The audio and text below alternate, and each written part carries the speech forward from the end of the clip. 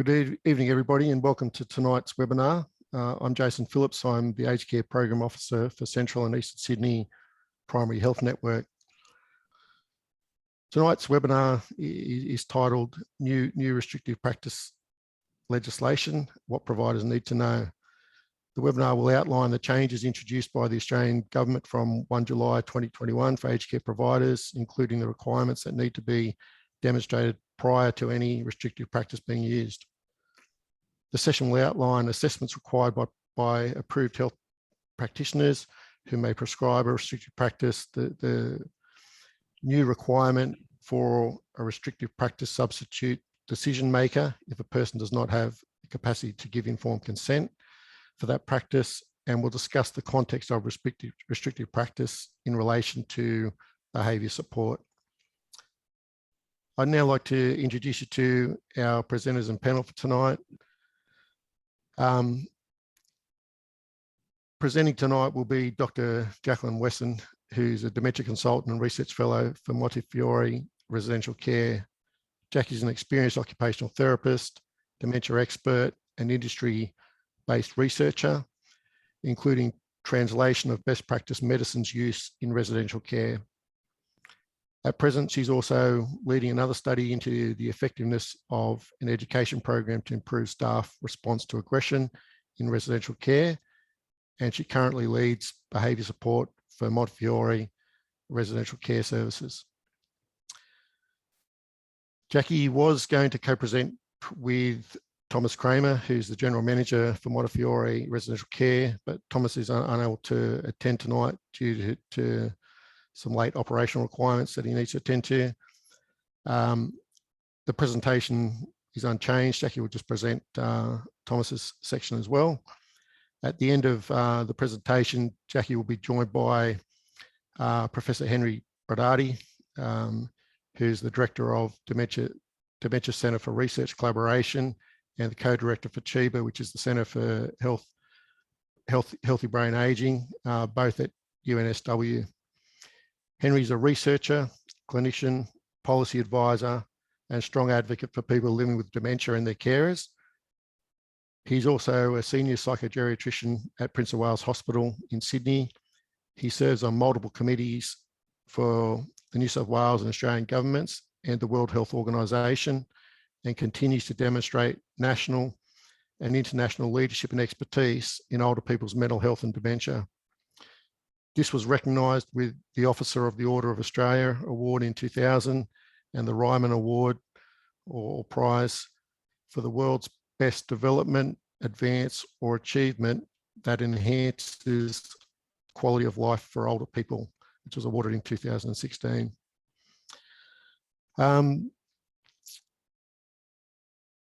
We did have a couple of other panel members that were due to join us. One of those was Sabrina Skindura from Montefiore. She's also tied up with Thomas tonight. And Dr. Alan Schell is also an apology due to a late competing work priority. So with the introductions complete, I'll now hand you over to Jackie for tonight's presentation. Hello, everybody. I will just get things rolling. Thank you very much for joining us. There are a lot of you. I appreciate your time tonight, and certainly didn't estimate that we would get anywhere the numbers of people that I believe are logging in at the moment.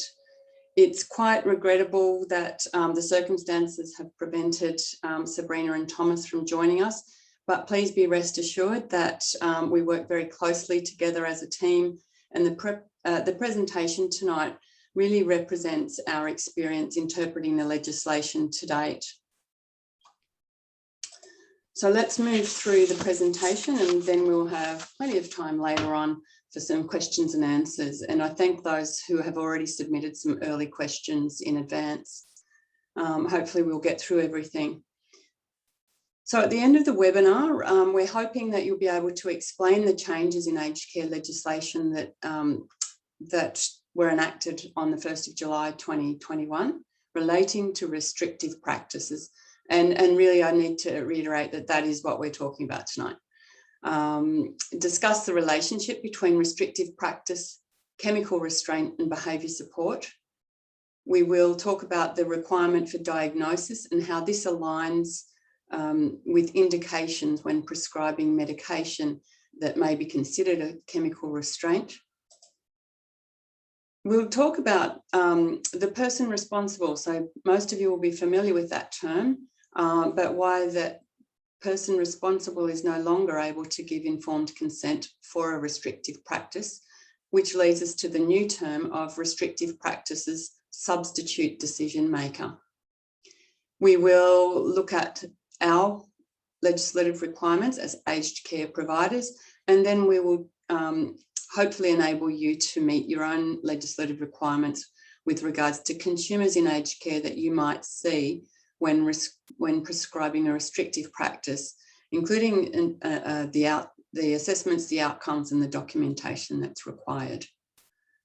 Now, I will put in a disclaimer at this point. I don't represent the Commission. I don't represent NCAT. So some of our questions we may need to take on notice, and we can certainly advocate for some clarity, because there are some areas that may remain a bit grey at the end of the presentation. But hopefully you'll have a much better idea about how we're stepping our people through the process. Okay, so from the 1st of July, some changes came into place. Now, this was the first legislative amendment in response to the Royal Commission, and it's quite likely that there's going to be some more. The Commission really talks about all of this because the original legislation was introduced in 2019, and the Commission talks about these changes really reflecting the expectations of the Australian community that older people are treated as individuals with dignity and respect. And I will highlight that they do say they're not trying to outright eliminate all restrictive practice, because they see that that's unfeasible, but it's about getting the settings right, I guess, is how they would describe it, for things like informed consent particularly, and also for monitoring and prescribing restrictive practices. So there's 5 really key changes that we see. Restrictive practice as a term has replaced restraints. So it's a much broader term. It does define 5 types of restraints, which we'll go through a bit later. It looks, as I mentioned, around supporting rights as well as freedom of movement. So there's quite a strong human rights flavour through it all. As I said, there's 5 types of restraint instead of 2 in the past. And this is something that's really quite aligned now with NDIS. And we were aware that that was the case when the legislation in aged care was first introduced. There was that difference between the 2 sectors, whereas now they're aligned. We have a new term called the Restrictive Practices Substitute Decision Maker. It is a bit of a mouthful, and you do have to take your time to say it. But that person is the only person who can give informed consent where a person is not able to provide their own consent. And we'll talk more about that later.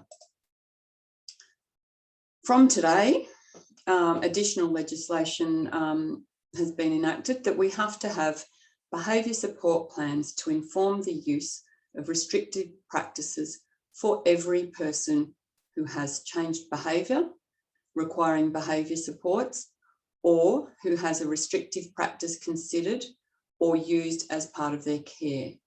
So even if we're thinking about potentially looking at using a restrictive practice, we must have a behaviour support plan for that person.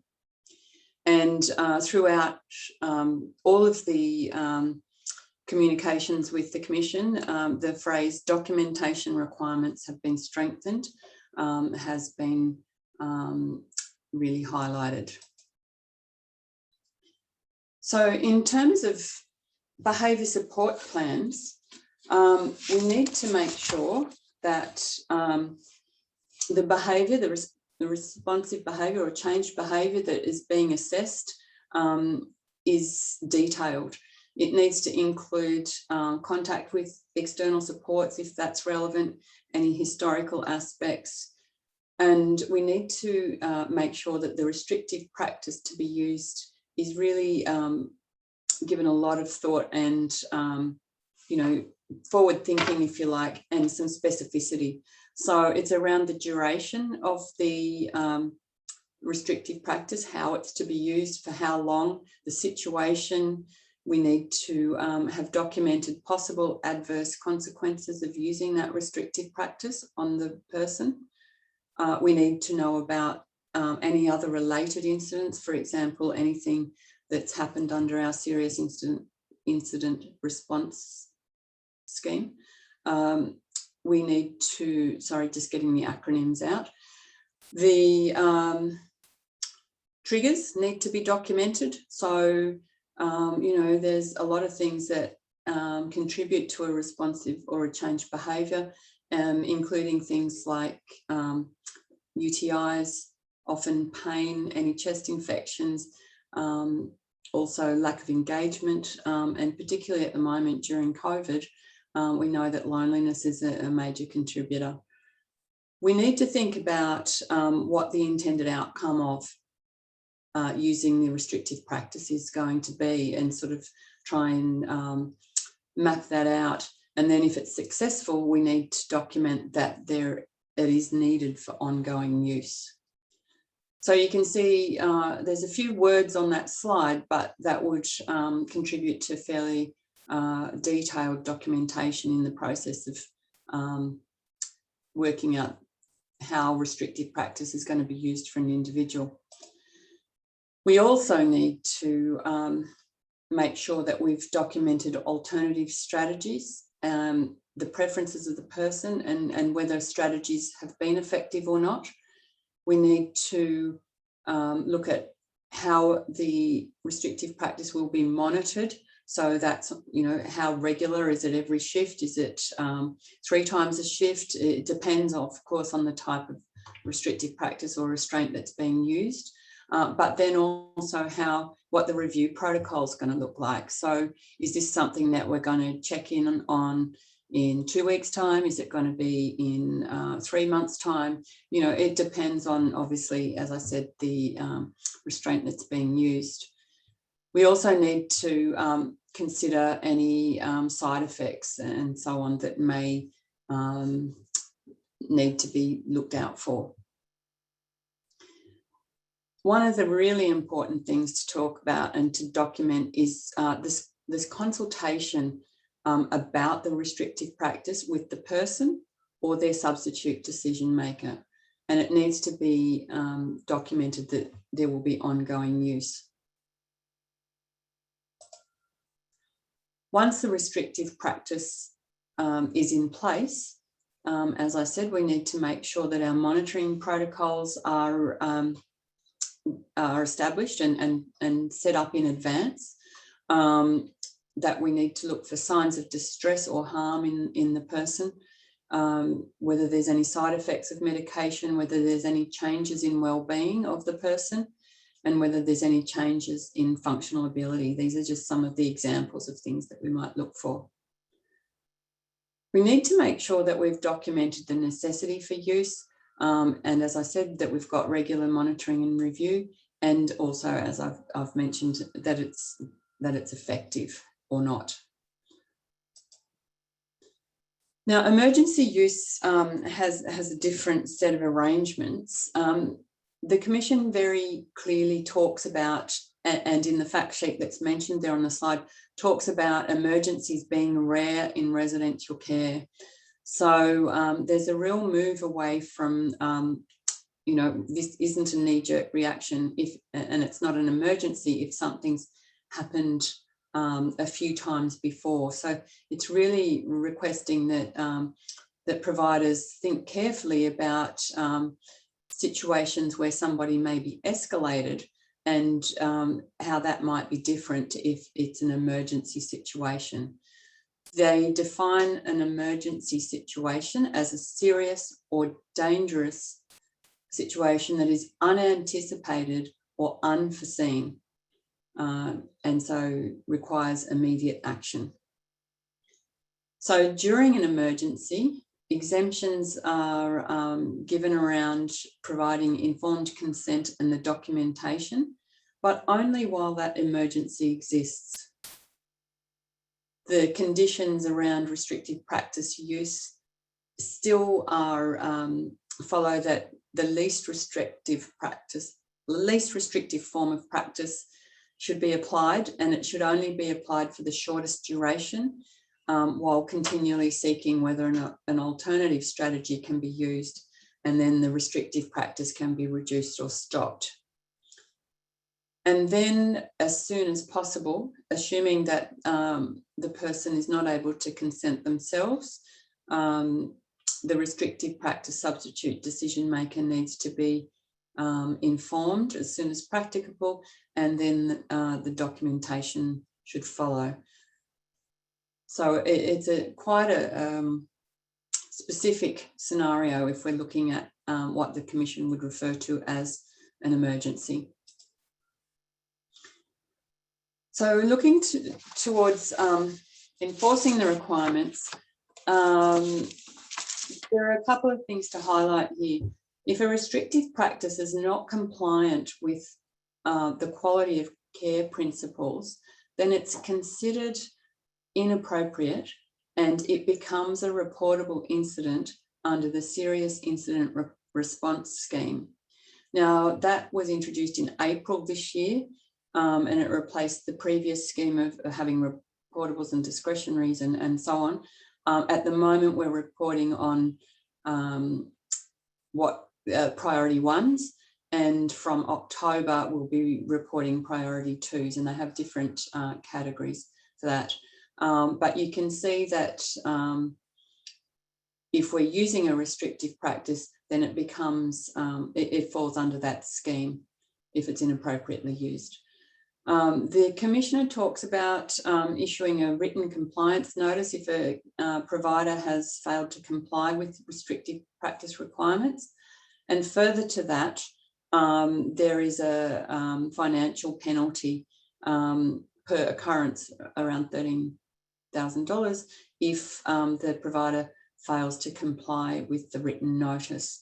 So we're not looking to go down that path.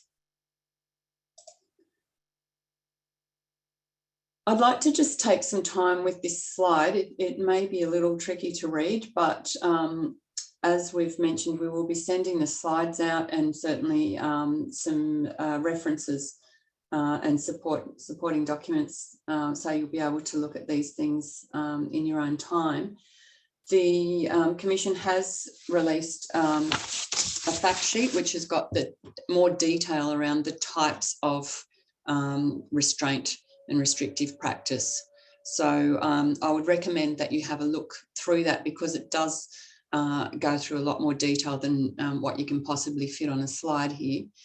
I guess I just wanted to highlight the overarching definition of restrictive practice as being any practice or intervention that has the effect of restricting the rights or freedom of movement of a residential care recipient.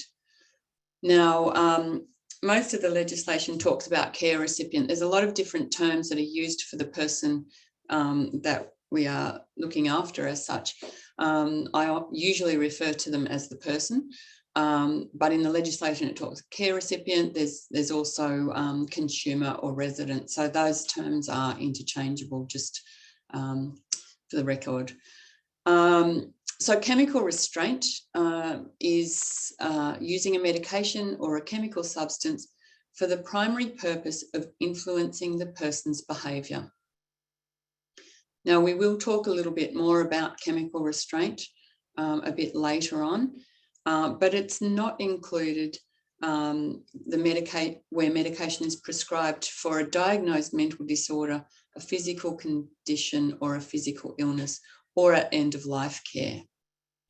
But it does include PRN usage, so that for example, if someone was on a regular dose of something and had PRN, then that would be counted twice, if you like. And it includes over-the-counter medications, which are relying on those secondary effects or properties of medication to influence behaviour. Mechanical restraint is where a device is used to prevent or restrict or subdue a person's movement, and bed rails and low beds are included in that definition.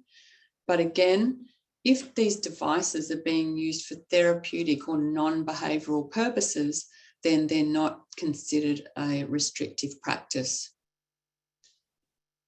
Environmental restraints are about restricting a person's free access to all parts of the environment, and that includes secure dementia units. So that's quite a significant change. Physical restraint is around using physical force to prevent, you can see the phrase that's being repeated through some of these, prevent, restrict or subdue the movement of a person, of their body, or of body parts as well. So it's not included though, using a hands-on technique in a reflexive way to guide or redirect a consumer away from harm, or to, if that's consistent with what would be considered reasonable for exercising care. And seclusion is solitary confinement in a physical space or a room where the person is unable to exit, and it's implied that exiting is not allowed. The Commission's view is that seclusion is quite an extreme form of restrictive practice and should never potentially be used. So I just wanted to sort of put it all together from the point of view of a medical officer as such, MO, or someone who might be prescribing. So we have behaviour support plans for all consumers who have behaviour support needs, including those with a restrictive practice or those who may need a restrictive practice. And then restrictive practice is a last resort after all alternatives are trialled. And that's one of the strongest features of the legislation, that consistent message that it's a last resort. And they must be included on that behaviour support plan. If we were to look at one of the types of restraint, for example, chemical restraint, that's one of the types, and that's sort of how it all sort of links up and makes sense, if you like. Now, I'd like to introduce Mrs. Smith to you. So we'll work through her as an example. She is a 90-year-old woman who moved in with us, and she has no family and not any close contacts or friends at the time that she joined us. Her husband passed away 5 years prior to moving in with us, and they didn't have any children. She has a paid carer who had been working with her and her husband for 15 years, so supporting her husband more so in the early days, and then has become the really one person that Mrs. Smith relates to consistently, shall we say. She moved into care at the end of March last year. So this, you will note, is prior to the recent changes, but as I said, it is after the changes in 2019 when the restrictive practice and restraint legislation was initially introduced. Mrs. Smith, we didn't know much about her when she came in. It was quite hard to really understand her. And so we resorted to Google and found a bit of information out there, which was really quite helpful. Because her private carer, even though she'd known her for 15 years, had said that she doesn't always reveal personal information to her. So, and that at times that was somewhat inconsistent. So we had quite a sketchy history and understanding of her. She was born in Germany just prior to the war, and her father went to South Africa to avoid the war, and her mother and sister and herself joined about a year later. Her only sibling died soon after. She attended school in South Africa. She studied a Bachelor of Science in Dietetics and then did a master's. In fact, I think she could have done 2 masters in the US. So quite a strong lady to do all of that of her own without any family support as such. And then moved to Perth in the early 60s to take up a position in dietetics. Married an Australian man in 1963 and continued to work in until 1988 in a senior government public nutrition role. Now, she has advanced dementia. She has been, when she came to us, she was very aggressive. She was mobile with a forward walker, so she was able to follow and pursue somebody if she didn't want them to be there. And she didn't want to accept any care nor any medication. So these were the main care issues that we were facing. Just a few points about her medical history and medication. The diagnosis, she had dementia. It was a bit unclear about, there were different opinions about what type of dementia. She had a premorbid diagnosis of depression, and she was seen by an old age psychiatrist, and there was paranoia and suspicious behaviour and symptoms with that. She has reduced hearing and vision and a number of other physical comorbidities. With regard to the medication, she came to us on risperidone, and the Commission is very clear that risperidone is considered a restraint, even though it's on the PBS for treating behavioural and psychological symptoms of dementia or change behaviour in dementia. However, she came to us, and so we were aware that that would be considered a restraint. She was having a lot of medications, which when you looked at how many times she had to literally open her mouth to take a tablet, she had quite a lot, and she really didn't want to take any of them. And that graph at the bottom is just an example of one of our progress reports, if you like, to try and help the care staff and the RNs not feel totally despondent that we weren't getting anywhere with helping her maintain her medication, to optimise her physical health apart from anything else. You can see we just eventually got there at 100%, but it was helpful to give that feedback to the care staff. Now, these are a few examples of some of the strategies we use. It's obviously, we haven't got all day, so we won't go through all of them, but clearly one of the first things we did was rationalise the number of medications via the GP review. We also had the geriatrician involved and the medication review from pharmacy. We knew that she didn't like taking big tablets, so we tried to give her prescribe smaller tablets where possible. We gave them in the evening when she was a lot happier. And we also tried to give them in a liquid or crushable form so that we could covertly administer them in her food preferences. And she had particularly liked iced coffee, so we could disguise things in that.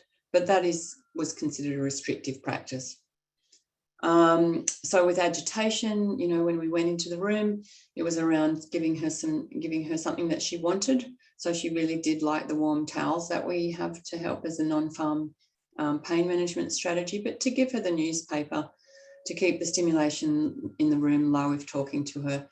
And now we did try a lot of unsuccessful strategies, and this is just an example of one of them.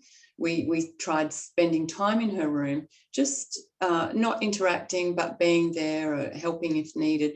She did have 24-hour private carers, so she already had somebody in the room with her. And there was a bit of a changeover as her usual 24-hour carers There was a switch in provider as well. So it was a pretty disruptive time for her. And the aggressive behaviour that resulted, you could understand it under those circumstances. But the risperidone that was prescribed was considered a restrictive practice, as I've said. We also looked at optimising pain management to make sure that there was no breakthrough pain coming through, and used, as I said, non-pharm pain measures. She really did, excuse the pun, but warm to the warm towels. And she was, she really needed the consistent communication, and that was a gap between personal carers and our care staff, and really working out what her preferred topics were was really important. So that's just an example of setting up the scene, if you like, with Mrs. Smith. What I'll do now is just talk to you about what the prescriber obligations are under the legislation and how we've interpreted those. So any restrictive practice has to be prescribed by what is termed an approved health practitioner. So that's a medical practitioner, nurse practitioner, or registered nurse who has day-to-day knowledge of the person, or a behaviour support specialist, for example. You might say someone from DSA or Dbmas, SBRT, which are the behaviour support provided by Dementia Services Australia. Now, we need to make sure, as I've said earlier, documented changed behaviour. We need to understand the frequency and extent of the behavioural issues, what works and what has been trialled. Particularly important is the risk assessment, and that's something that we are adding emphasis to, because we need to demonstrate that there is a risk of harm to the person and or others. And that means that the restrictive practice is necessary. And importantly, we need to make sure that the prescriber has informed consent prior to the use of a restrictive practice, and also for each time that it is used in the future. So there's no such thing, the Commission is quite clear that there's no such thing as a blanket consent, that it very much needs to relate to the specificity of that restrictive practice prescription. And the prescriber should, with all decision-making now, take a supported decision-making approach, ask the person themselves if they're able to make their own decision. And then if you're not sure, then you're clearly going to have to look at decision-making ability more formally. But providing written information is important. Otherwise, if the person's not able to make their own decisions, then consulting the restrictive practice substitute decision maker. And I'll talk a bit more about decision-making ability and informed consent a bit later in the presentation. So for chemical restraint, we need to make sure it's not an RN who can prescribe this. It resorts to a medical practitioner or a nurse practitioner who can prescribe chemical restraint. But again, they have to have documented before use the behaviour that the restrictive practice seeks to address, and the risk of harm to self or others, the reasons why chemical restraint is necessary, and the decision to prescribe medication for the purpose of chemical restraint, and that the restrictive practices person, substitute decision maker, or the person themselves has given informed consent.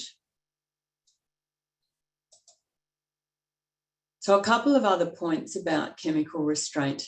So Janet Anderson, who is the Commissioner, very explicitly has discussed this first point, that medical authorization is not the same as informed consent.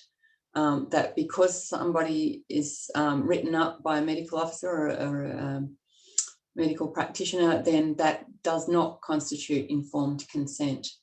that both of those things are required. And the legislation tells us that determining capacity to consent and documenting is the prescriber's responsibility with regard to chemical restraint.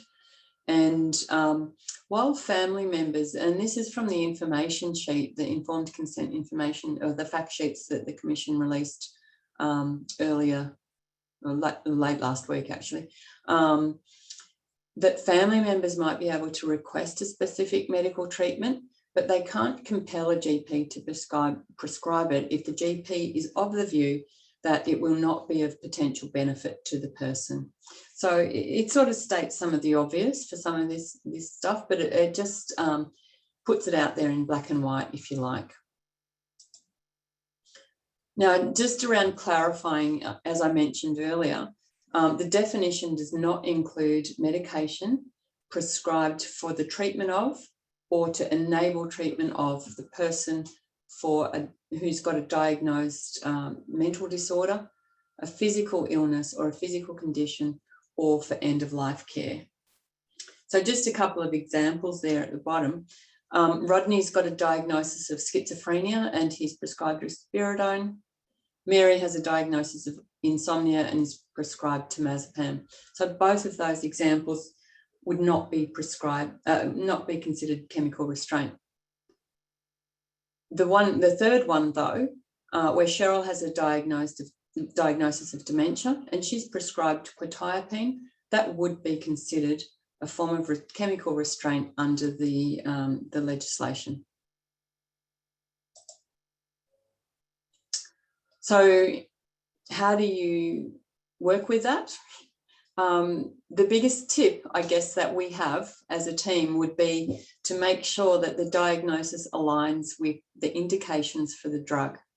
So we really need to be clear about that.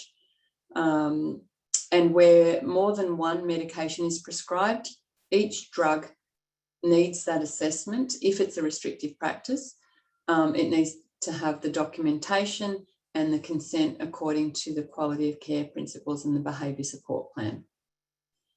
I'd also highlight that the dosage of medication is considered under the definition. So sometimes if someone's on a higher dose, for example, of an antidepressant, if it's to have some sort of behavioural influence, then that could be, and they don't, in the absence of depression, that would be considered a chemical restraint.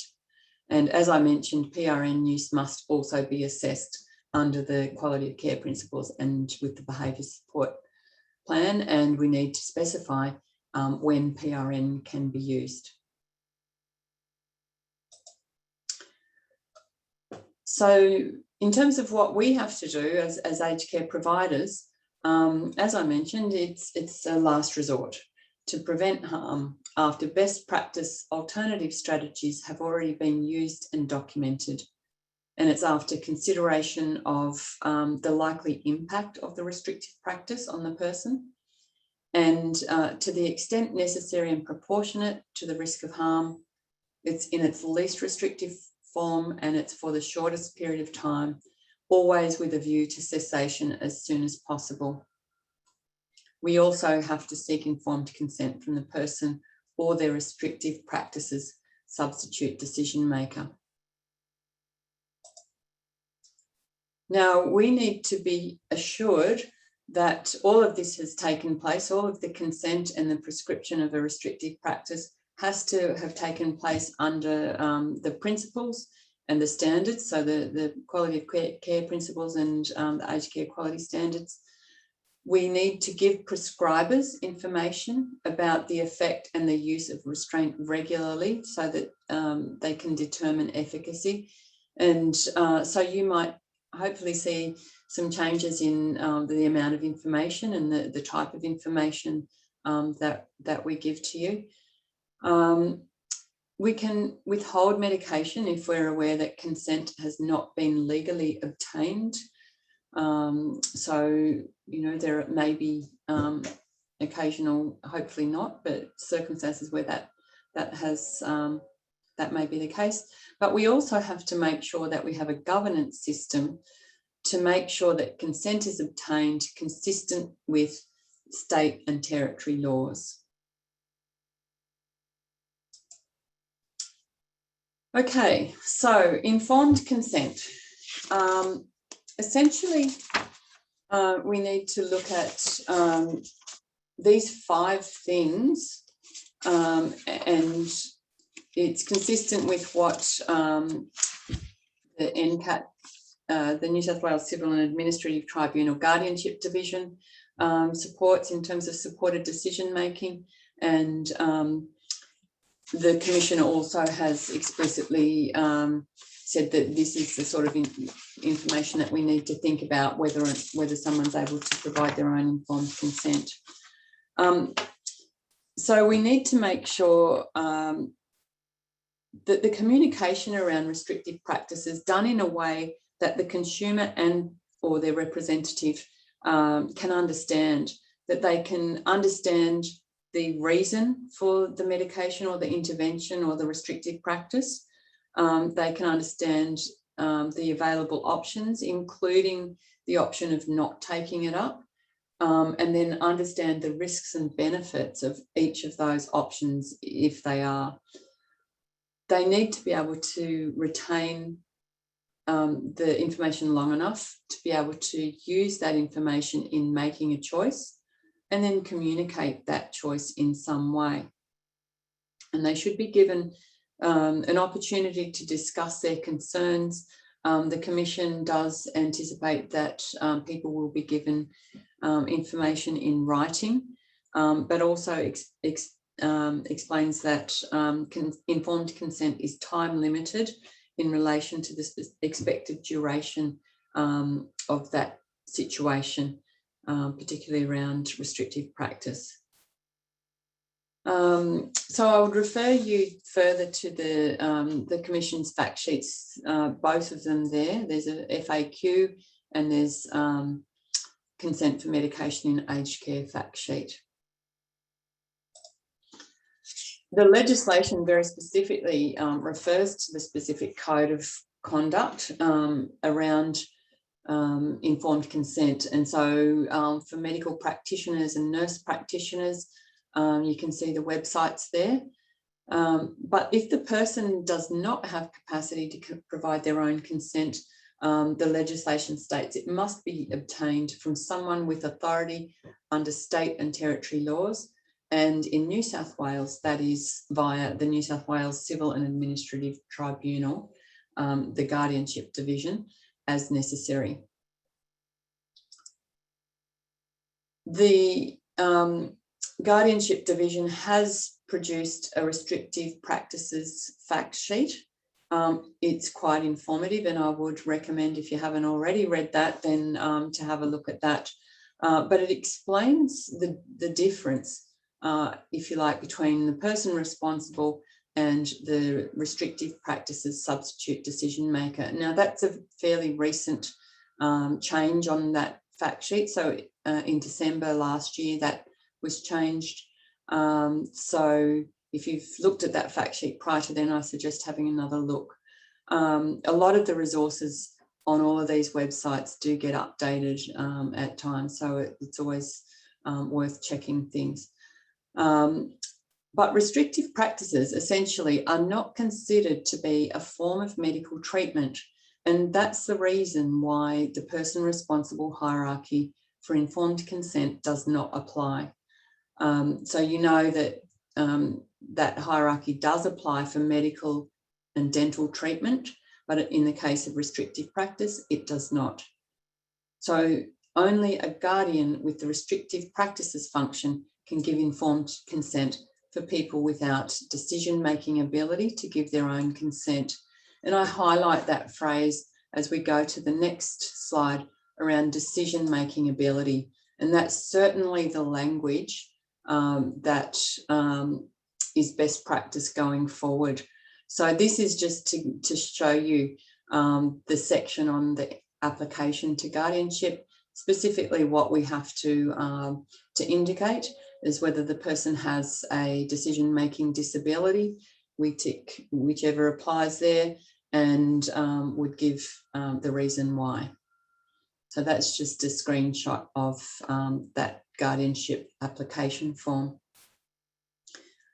Now, coming back to Mrs. Smith, she had an existing guardianship order, and it was made before, a month before, just 6 weeks before she came to us, and her legal representative was appointed as her guardian and was given the following functions. He was given accommodation, what's called a coercive accommodation function if she wanted to leave the facility, healthcare, medical and dental and services.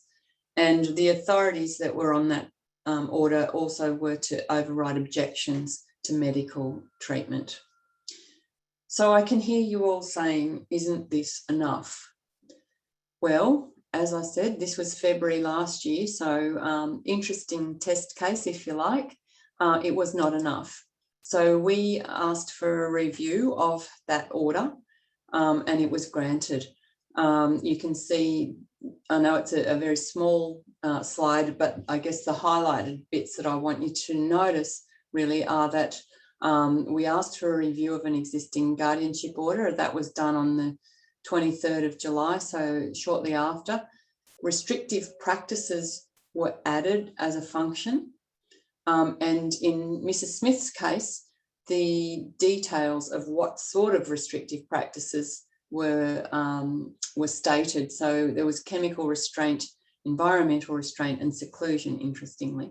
However, the conditions would mitigate when those restraints were able to be used. And so you can see there, circled in red, there's a restrictive practice condition.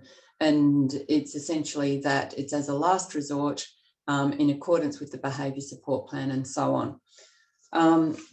So I guess for us, this is part, a big factor in that we've had a couple of people that have gone through this process prior to the 1st of July this year, and NCAT Guardianship Division has upheld our understanding of the and interpretation of the legislation.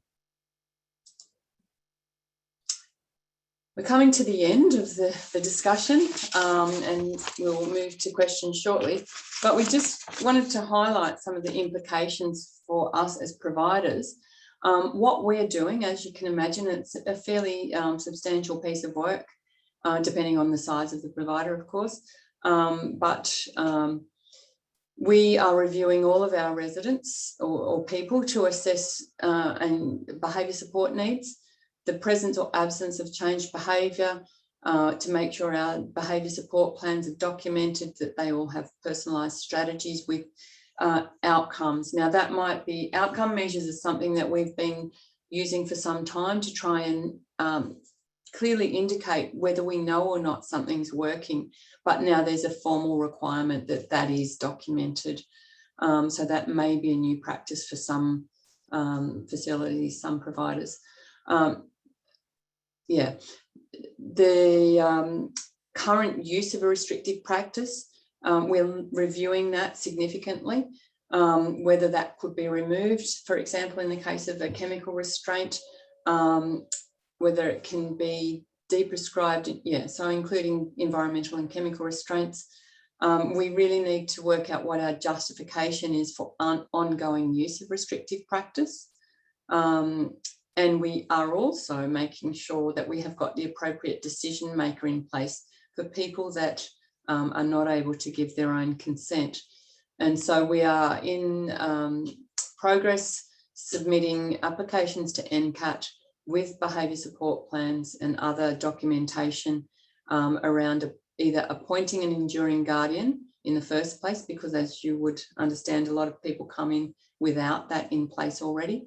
And in some cases, it'll be to add a restrictive practice function to an existing guardianship, or it may also be to review an order, as we did with Mrs. Smith.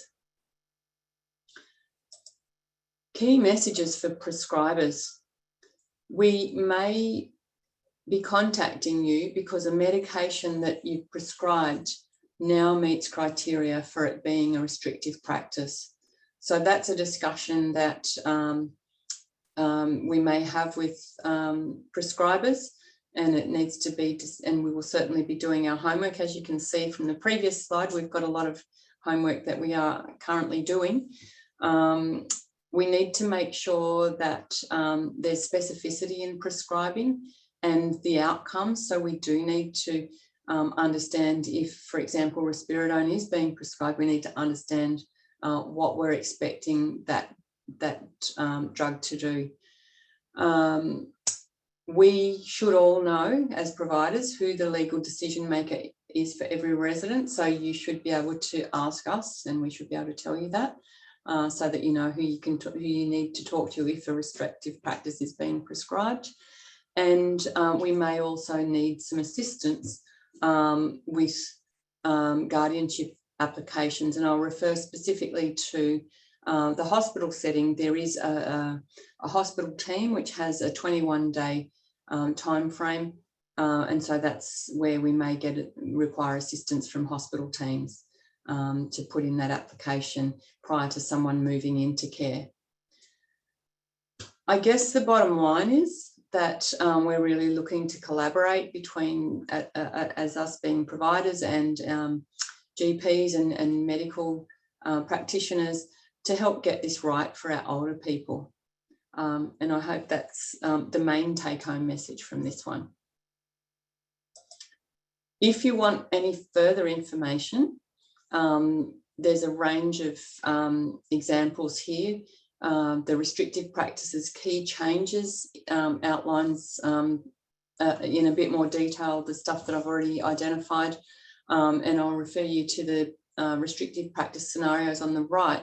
That's quite a helpful document. There are about 12 to 15 case studies that go through and talk about whether someone is or isn't considered to have a restrictive practice in use. And I refer to the Capacity Australia website, where this paper was published a couple of years ago on death and dying, purely for referencing the end-of-life care that GPs have, and that is not considered as part of the restrictive practices. And the other two are from the Commission, of course. We will be sending a list of these things out with the slides, but you're welcome to start looking yourself in the meantime. Okay, so I thank you for your attention, and coping with one presenter instead of a couple of other people that might have broken up the repertoire a bit, but we'll now move over to questions and answers. Thanks, Jackie. Thanks very much for that presentation. We've had a few questions that have come through, and I'll do my best to sort of work my way through those for yourself and Henry. So the first question I'll start with is... Jason, just before you start, I'd just like to welcome Sabrina, who has joined us, and appreciate that it's been quite a long day for Sabrina. So where possible, between the three of us, we hope that we'll be able to answer some of the questions. Thanks, Jackie. So the first question relates to the scope of the legislation, and the question is does it apply to older people living outside of residential aged care, whether that be older people living in the community or people in hospitals, etc.? It's specifically about residential aged care. Okay. The next question I've got for Sorry, the panel... Jason, could I come in? There are still rules about people in the community about having consent for treatment, and but the restrictive practices legislation is, as Jackie and you were saying, is specifically, has just come in, is for residential aged care. Great. So the question number 2 is a question that asks, should consulting Dbms or Dbmas services be made mandatory if restrictive practice is to be used for greater than a certain period of time? Yeah, look, the question around making something mandatory is not really for us to comment on, but it is a service that's freely available to all providers, and depending on your own internal resources, then would recommend that you get some support in working out behaviour support plans and how best to put in strategies that are supportive of somebody's situation. It's not likely that the Commission's going to mandate much from our experience to date, because when we were talking about when the behaviour support plans came were enacted, we were told that we would be getting a little bit more advice on what the behaviour support plans would be like, anticipating some of us that there might have been a template or some sort of very structured guidance around what to include. But the Commission's position on that is that that's not feasible in an aged care setting. They recognise that it does happen in NDIS settings, but with aged care, it's a different context, and that people's needs change more rapidly, and we need to be more flexible in how we work here. So they essentially said that we're not going to be having a template, and it's up to us to document and just meet those requirements as set out in the legislation. Thanks, Jackie. So the next question relates to documentation and best practice around documentation. I think there may be some concerns around the volume or the intensity of documentation and the best way to approach that. Yeah. Concerns would be an appropriate word. We do have a lot more requirement around documentation. The legislation has got very specific details around what to include, and the bulletin that is a resource has details if you don't feel in the mood to read the legislation, but it explains it in quite everyday terms.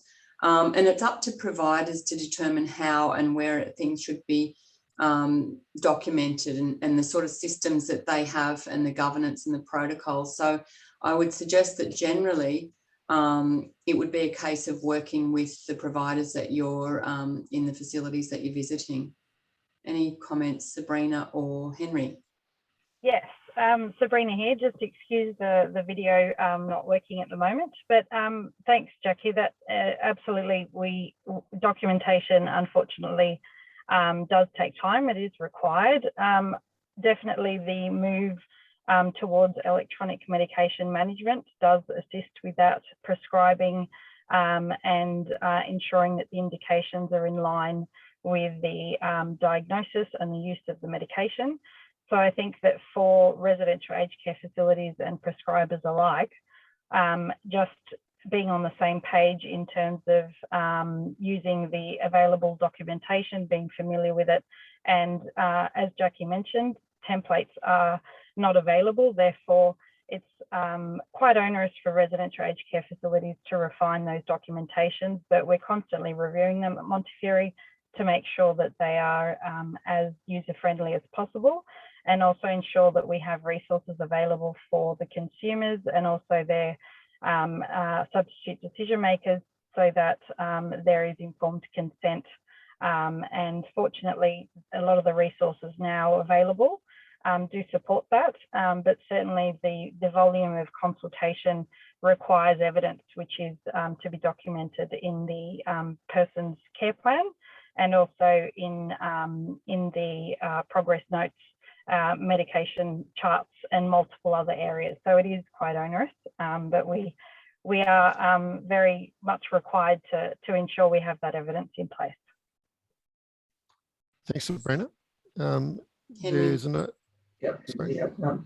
So can I just pick up on that point about documentation?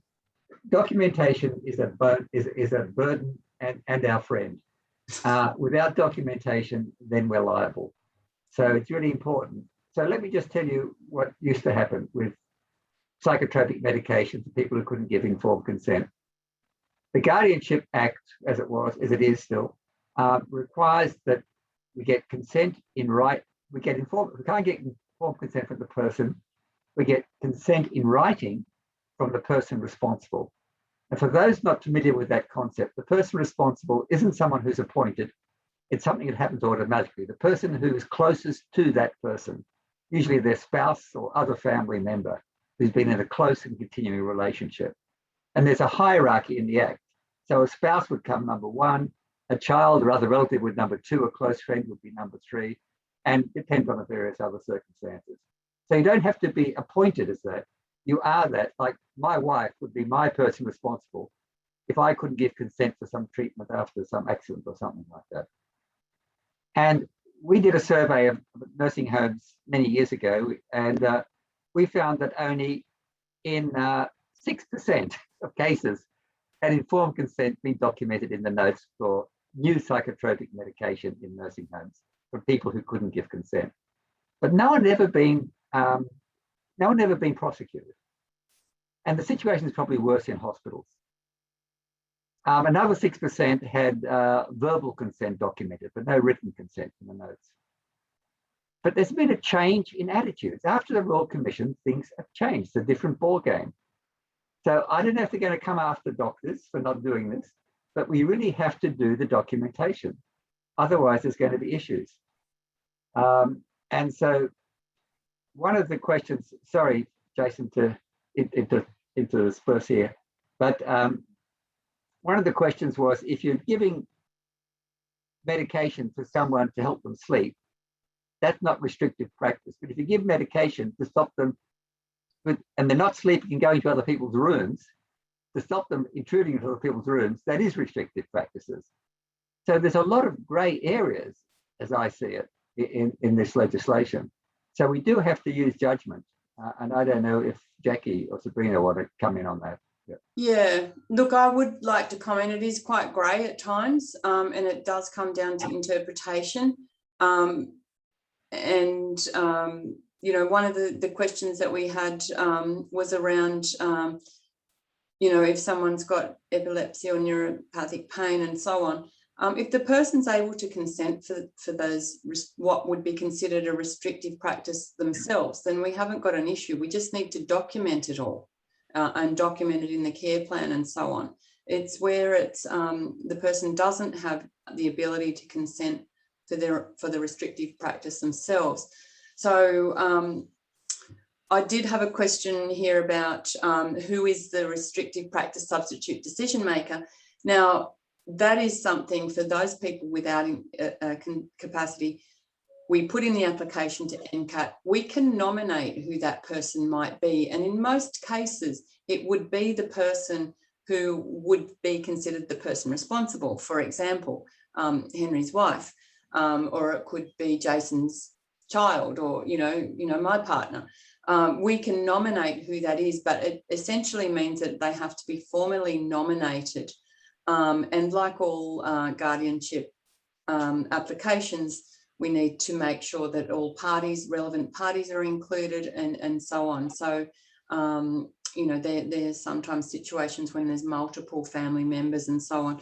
They would need to be included. But that's part of the process of working with the family or working with the consumer or the person in determining who we would recommend, if there is someone in that position, to be that restrictive practice substitute decision maker. So it's something that gets, I guess, determined at the hearing, but we would certainly recommend a person if we knew someone who we would consider to be representing the person's best will and preferences, best interests.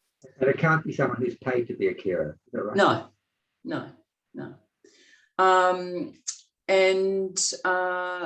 Yes, there was a question about, am I saying that family is not able to consent to restrictive practice? That is what I'm saying, that we do need to, under the legislation, just as I've explained, we need to go through guardianship and have that person formally appointed, because it's not considered a medical or dental treatment. Just looking at any other questions that are coming through. Look, we do. We attended webinar with Lisa and just prior to the introduction of this legislation, and people involved in that webinar were certainly talking about the issues around the workforce, and that it is a big change and there's going to be substantial implications, and its implications for aged care providers, but as you will all attest, its implications for doctors as well. Unfortunately, we don't have any way around that as such, or any suggestions. I've been trying to get further advice from NCAT around how we might either fast track, how we might, potentially put in applications in advance with reports following, and so on and so on. But we can't really take any shortcuts. They're all seen as individuals, is the response, rightly so, I guess, that it's a case-by-case basis, and that we have to put in as much evidence as we can so that they can determine and triage whether or not there needs to be a hearing to follow this up and appoint a decision maker. So there are delays. I don't think any of this is going to be a very long process from what I can see, because the wait times to even for hospital people to get a hearing is long, and the process is long. So I think what we need to really demonstrate as providers is that we are doing the right things and heading in the right direction, and acknowledging our responsibilities to try and get these processes in place. Certainly, there's going to be a gap. There's going to be quite a long gap potentially. But we here at Monty have a system that we've prioritised and worked out. Obviously, we can't do 100 applications at once, as so we really need to figure out a process around that. So submitting the process, complying with the legislation as best as we're able to, and making sure that our governance fits within those standards and expectations is really what it's about. There's some great questions here. Yeah. If there's no access via the front door, is everybody in the home in restrictive practice? Most nursing homes I go to have codes you have to get in and out of. Yeah. Yeah. So if the person's not able to leave themselves, then it would be. Yeah. But I would refer you to the types of restrictive practice fact sheet, and I'll also take another comment around anxiety. Was another question. Anxiety can be a symptom of dementia, and I think that's Henry, you might like to talk to that, because there are situations where we may have a symptom, and that's one of the things that we've had to drill down a lot with our doctors here around whether something's a symptom or a diagnosed condition. And it is one of the grey areas, but the Commission has very, very clearly said that something like risperidone is considered a restraint because you're trying to influence behaviour. But I answered that question on the Q&A while you were talking as well. Okay. Because the doctor who asked this asked about anxiety, delusions, hallucinations. I thought delusions, hallucinations we could call as an organic psychosis, and we could treat that, and that wouldn't be restrictive, even though it's risperidone. But anxiety would be seen as a symptom of, it's very grey. And they're giving antidepressants for depression. I don't think that should be restrictive. I think that should be good treatment. Yeah. But if you're giving depression to try and calm someone down and stop them being intrusive, so it's how you word the indication, which is going to be very important in this. But the regulations or legislation doesn't allow for every single possibility. And then Ina leaves to me twice on Q&A, saying she's called it Friday night. A woman's had a urinary tract infection, it's become aggressive, and so on. And she needs to give her antibiotics. But can she give medication then to calm her down? Well, this is an acute situation. And I said this will come under urgent. Yeah. But her response is that UTIs are not rare. And you sometimes get these reactions often, yeah. Yeah, look, I think that we need to be sensible about, I know that the Commission has released this statement about what an emergency situation is, and we need to do the risk assessment in that situation and determine the course of action that's appropriate to the situation.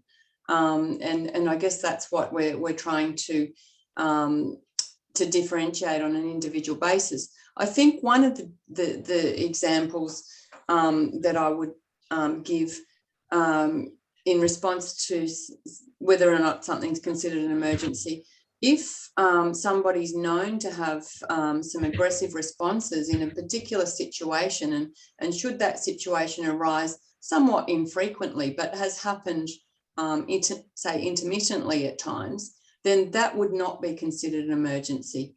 It means that we need to build our staff skills and understanding around understanding those triggers, understanding how better to respond, and so on, and have a plan around someone whose behaviour is escalated as opposed to someone that's in an emergency situation. And so that's how we're starting to try and differentiate that.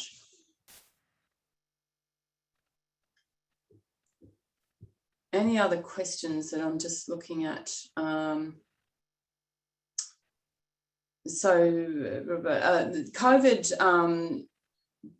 and being in isolation, that's a public health order. That's not a restrictive practice. And we would like to differentiate that, yes, because most of us are all in lockdown and under restrictive practices at the moment, but yeah, it's not. Is it problematic if the legislation is live? Yeah, ideally we would like to have more notice, but that's not something that we can control, unfortunately. We just have to respond as appropriate and as rapidly as we can. And so certainly I would just reference we have a prioritisation program, if you like, where we've got all of our residents and we've gone through a detailed list and trying to work out our processes. And so I would encourage you to do that with any facilities that you might be visiting. And I guess it would be based on risk as the bottom line to prioritise who you might be trying to get to NCAT or to review behaviour support with. Risk is one of the biggest issues that would underscore that. Jackie, would the Public Health Act about keeping somebody isolated because of COVID trump these regulations? Sorry? Would the Public Health Act, which requires you to isolate somebody who's COVID, trump these regulations about seclusion? Yeah. Yeah, that's what I thought. Yeah. So I think there was a question about dementia and somebody not being able to make their decisions. I would like to really highlight the best practice around decision making for somebody who has dementia. It is very much considered that you assume capacity for everybody, even with a diagnosis of dementia. Capacity is not a global concept. And it's very much related to specificity of the particular decision at the particular time that it needs to be made. And best practice looks at using that supported decision-making approach. And Guardianship certainly has information about that.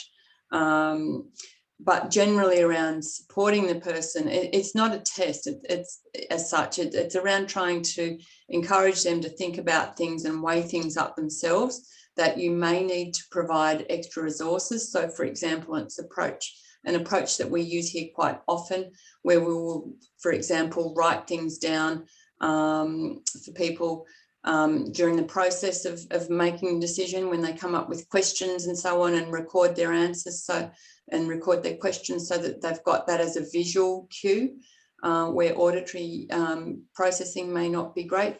So you can't assume that because somebody has a diagnosis of dementia that they're not automatically not able to give their own informed consent. It depends on the complexity and the type of decision that needs to be made. Any other comments about that? Questions? I also, I guess, sorry. One question is, will nursing homes now try and transfer people to hospital to try and get around all of this? Hopefully not, because we know that that's not best practice either. We've just got to work through it and with it. Unfortunately, I can't see it going away anytime soon. It may get processes may get a little bit more streamlined, let's hope so. But in terms of the expectations, and I really have to come back to that initial comment from the Commissioner around this is what the public expect these days, and certainly advocates and people with lived experience, say of dementia, for example, really would be advocating this approach as well. And, you know, some of the responses that providers are having, for example, around something around environmental restraint, is that some providers are starting to not have secure units going forward. So we really it's making us, I think, rethink how we support people who may have dementia. And yes, it's going to require us really thinking creatively, if you like. Mr. Smith, who's got no family or friends and only a paid carer, who could be her restrictive practice decision maker? It's her lawyer, her legal representative. Right. So she did have a good long-standing relationship with him. Mm. But potentially, you know, if he wasn't around, it could potentially be the public guardian. Public guardian, yeah. Alternatively, if her private carer, who has, I must say, been someone who's really shown a huge amount of commitment to this lady, potentially it could be her. But I would suspect it would be the public guardian, because this carer may not be in a position to take that on. Yeah. So in relation, could I add, sorry, in a future session, thank you for your vote of confidence. Can we discuss some cases regarding how best to manage behaviours with various medications? We would be very happy to probably have a session about managing behaviours without medications initially. But, you know, we'll leave that to the team to take up, and suggestions for future webinars.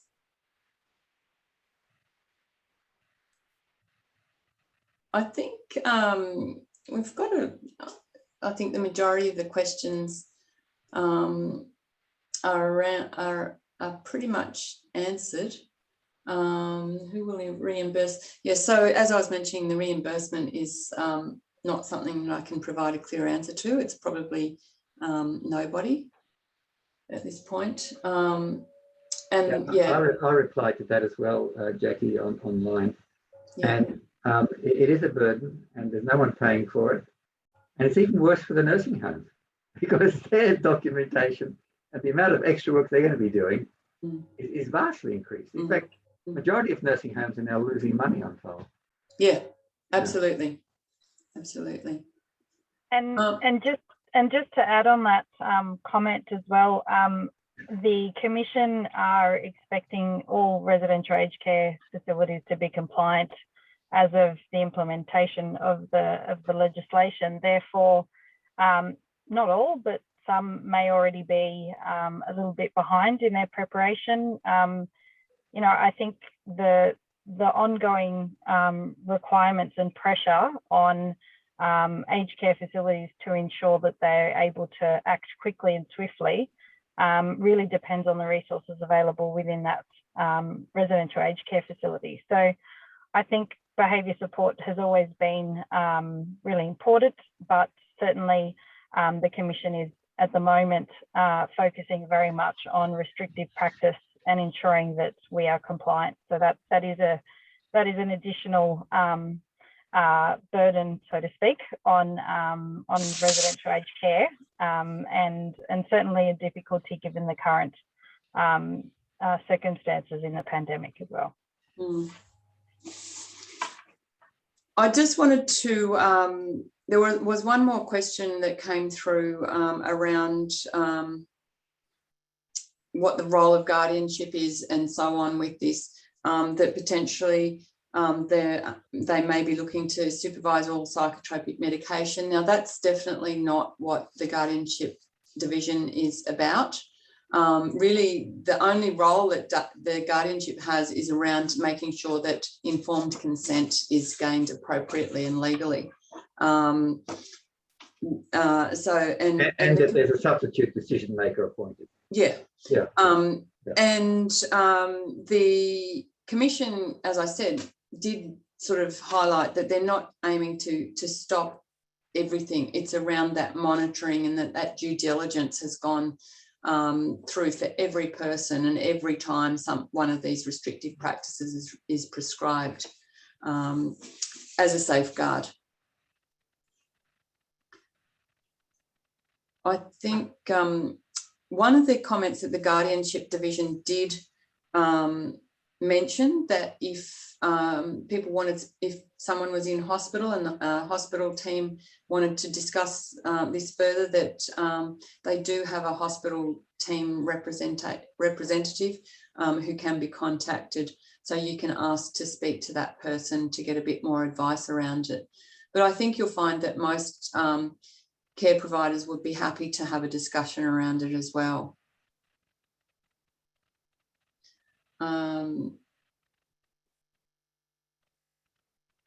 Yeah, I think we're pretty much done with questions. I'm just checking through if there's anything else. Yes, we'll be able to send out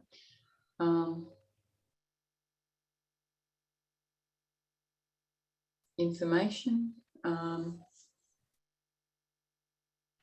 think most of those are answered. So Rosemary Isaacs asks, when are we going to ask competent older people about advanced care directives, guardianship, etc.? I talk to everyone over 50 of my patients. All of them are over 50. and colleagues. And I've done it myself. You know, we should all be looking, and I think people on this call, you know, thinking about yourself. Have you got enduring guardianship power of attorney, advanced care directives? Yeah. You know, I just think it's something we should all think about for insurance. So it should, you know, not just people with dementia. Everyone should think about these things. Yeah. So I would add that we have had advice from NCAT. We did get some advice to suggest that it was possible that if you have the ability to appoint an enduring guardian, that you could do that in advance and add a restrictive practice function while you've got the capacity to do so. So you could have those conversations and add restrictive practices as a function.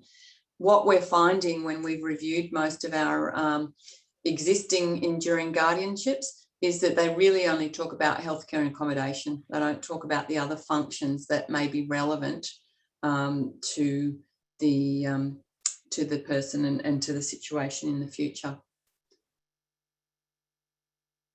So Thanks, Bertha, Jackie. you want to unmute somebody? I was just going to say, look, we're nearly done for time, but I could open up the floor for any verbal questions if you want to stay online and take a few questions outside of the chat box or the Q&A box. Okay, I'll just get Bertha. Will you just unmute everybody? I'll do one at a time. If you have a question, just raise your hand. Billy, I'm just trying to unmute you. Do you want to see if you can speak? Still on mute, Bertha. We might try Stephen. Hello, can you hear me? We can hear you. I'm Stephen Ginsburg. I've been a GP for about 40 years on the Northern Beaches, and thank you so much for running this webinar. It's a very fine presentation. My question is to Dr. Brodati. I sense, as one older person to another, older physician to another, that you view some of these new regulations, which I agree we have to conform with, as not only just being grey, which is a very nice word to put to it, but almost impossible for the prescribing practitioner to follow when the dignity of the person we're serving is at risk. I so often hear from family members, my mother would hate to see herself like this. And these are often situations where no matter how much support the person is given, only a chemical restraint at appropriate dose and reviewed often will provide comfort. I think, Dr. Ginsburg, if you're doing things in good faith and document it, and you've got the family on side, I think you cover yourself. I mean, it is very difficult, and it's not black and white, and that's why I use the word grey. But you're quite right. There are very difficult and thorny issues that we have to work with. I would agree that it's around showing that there's been due process and discussion. I think Inner Leave makes quite a good point around dementia being progressive as well, though, and I think that's one of the reasons why, and behaviours can change and extinguish, and people change and no longer require that level of medication. So that's one of the real reasons I think that we need to be mindful that just because somebody was prescribed risperidone, say Mrs. Smith, she's not on risperidone anymore. She's actually been off it for about 6 months. So we just have to look at things, particularly when it comes to a restrictive practice. I think the Commission's requiring that we think of these things as short-term solutions and come back to the indications for prescribing and so on, and keep those sort of things in mind. Well, we're almost at time now, so I'll just, on behalf of Central East and Sydney Primary Health Network and all attendees present at the webinar tonight, I'd just like to extend a big thank you to Jackie Henry and Sabrina for their time tonight and for a great presentation. And I'll just leave with a quick reminder for participants to complete the evaluation survey when you shut down and exit the webinar. So thanks again, everybody, and have a good night. Thank you. Thank you, everybody.